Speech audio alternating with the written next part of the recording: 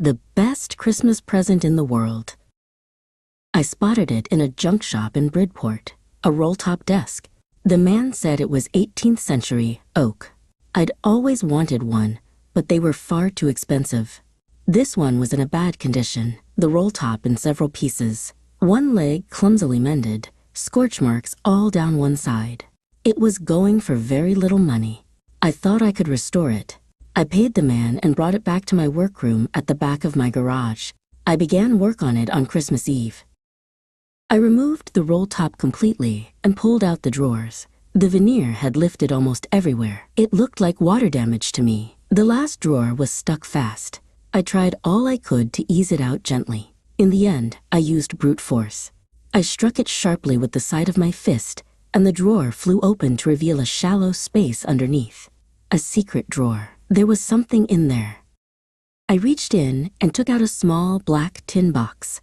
Sellotaped to the top of it was a piece of lined notepaper, and written on it in shaky handwriting, Jim's last letter, received January 25th, 1915, to be buried with me when the time comes. I knew as I did it that it was wrong of me to open the box, but curiosity got the better of my scruples. Inside the box there was an envelope. The address read, Mrs. Jim McPherson, 12 Copper Beeches, Bridport, Dorset.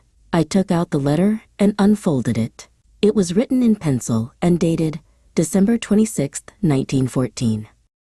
The letter began, Dearest Connie, I write to you in a happier frame of mind because something wonderful has just happened. I must tell you about it at once. We were all standing in our trenches yesterday morning, Christmas Eve. It was crisp and quiet all about, as beautiful a morning as I've ever seen, as cold and frosty as Christmas morning should be. I should like to be able to tell you that we began it, but the truth, I'm ashamed to say, is that Fritz began it. First, someone saw a white flag waving from the trenches opposite. Then they were calling out to us from across no man's land, Happy Christmas, Tommy, Happy Christmas. When we had got over the surprise, some of us shouted back, Same to you, Fritz, same to you. Then suddenly, one of them was up on his parapet, and another, Keep your heads down, lads. I told my men, it's a trick, but it wasn't. One of the Germans was waving a bottle above his head. It's Christmas Day, Tommy. We have schnapps. We have sausage. We meet you in the middle. By this time, there were dozens of them walking towards us across no man's land, and not a rifle between them. Little Private Morris was the first up. Come on, lads, he said. What are we waiting for? And then there was no stopping them.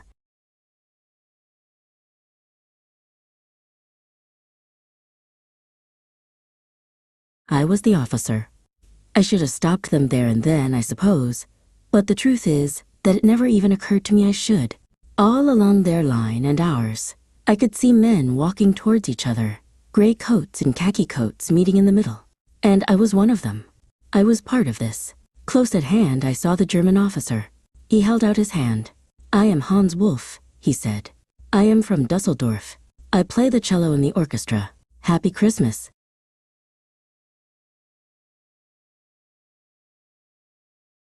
Captain Jim McPherson, I replied. Happy Christmas to you too.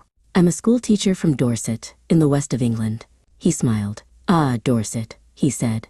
I know this place. I know it very well. We shared our rum ration and his excellent sausage. We talked, Connie, how we talked. He spoke almost perfect English. Then someone brought out a football. Tommy's against Fritz. Hans Wolf and I looked on and cheered, clapping our hands and stamping our feet to keep out the cold. It was the best Christmas present in the world, Connie. The best Christmas present in the world. When the time came, and all too soon, the party was over. The carols and the schnapps and the sausage. I wished Hans Wolf well and told him I hoped he would see his family again soon. We sang carols, and then, slowly, we walked back to our respective trenches. I hoped we would see each other again soon. The narrator's eyes were moist. He decided he must deliver the letter.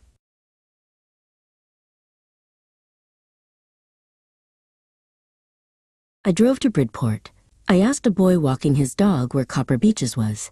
House number 12 had been burnt out, the roof gaping, the windows boarded up. I knocked on the next door and asked if anyone knew where Mrs. McPherson was.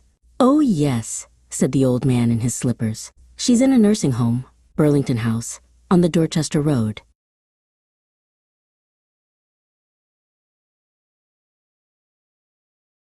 Burlington House Nursing Home was easy enough to find. I found Mrs. McPherson in a wheelchair, a very old lady, her hands folded in her lap. She was gazing out at the garden. The matron told me she was quite confused but happy. I gave her the letter. Her eyes lit up. She took my hand. "You've come back, my dearest Jim," she whispered. "My Christmas present, the best Christmas present in the world."